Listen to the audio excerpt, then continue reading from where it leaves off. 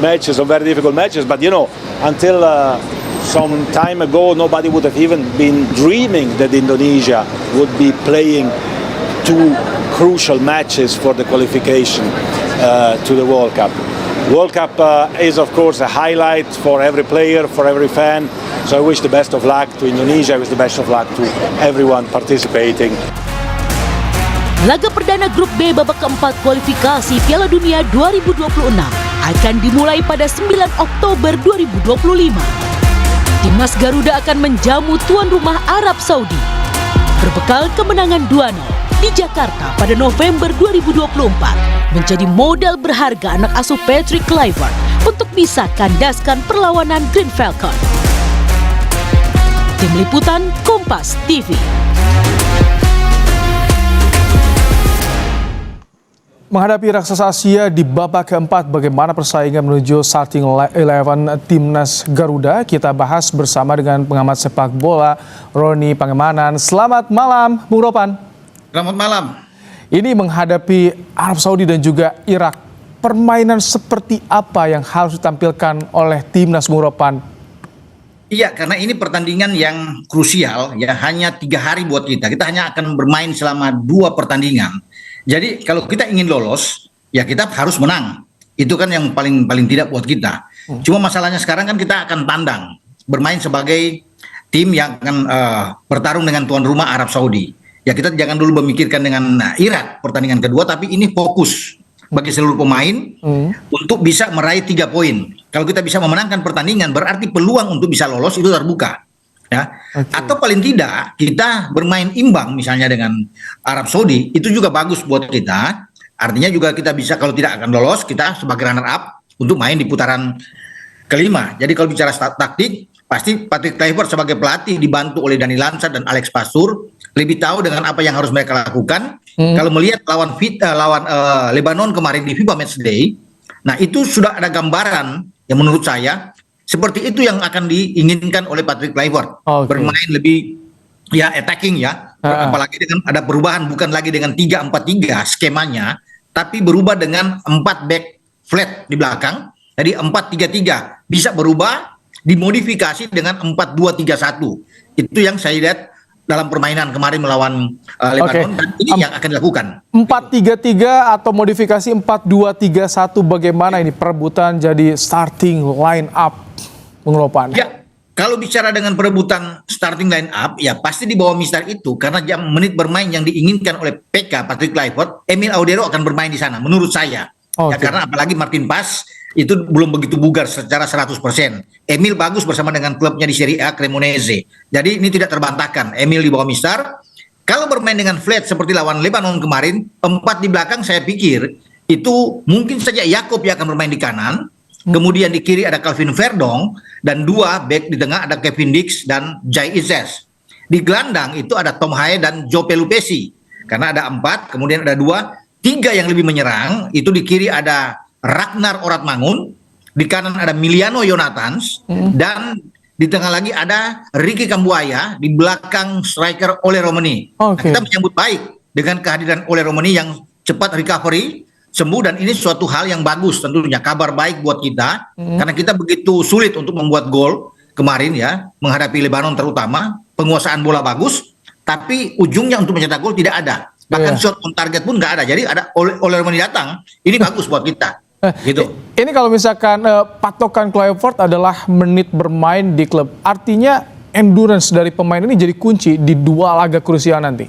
Oh iya, kita kan harus bermain habis-habisan. Ini all out harus bertanding. Jadi dibutuhkan fisik yang bagus, ya stamina yang bagus. Makanya kalau pemain itu sering dimainkan oleh klub, dia akan baik secara bermain di tim utama. Kalau dia tidak pernah bermain, ini akan sulit bagi Kluivert untuk bisa menjamin dia akan bermain bagus. Ya, itu yang membuat dia sekarang memilih pemain-pemain yang lebih siap bermain, dan semua yang dipilih adalah banyak yang bermain di klubnya diberikan kesempatan, termasuk Tom Haye kemarin kan, yang bisa dapat menit bermain bagus ketika lawan Arema dengan Persib Bandung. Jadi itu suatu cara yang baik dilakukan oleh Boyan Hodak, pelatih Persib, termasuk Eliano Reinders.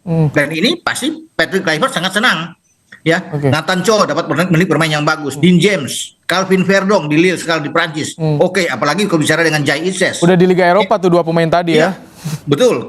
Kita lihat kan Kevin Dix di Mönchengladbach juga dapat menit bermain Oke. yang baik gitu. Bung Ropan, ini kan banyak pemain yang baru dipanggil belum pernah mencoba ketika lawan Arab Saudi di Jakarta November 2024. Ini chemistry-nya bagaimana, kemudian bagaimana mereka membaca permainan, mengenal karakter permainan Arab Saudi?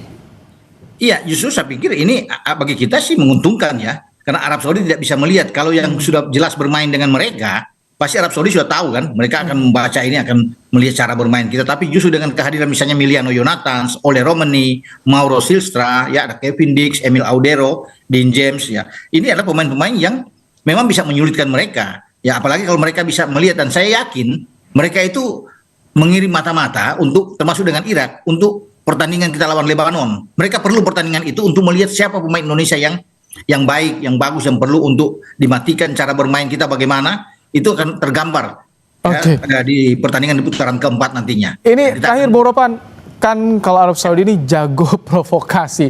Ini antisipasinya harus seperti apa nih Bung Ropan? Iya pasti itu, sisi non teknis harus kita antisipasi.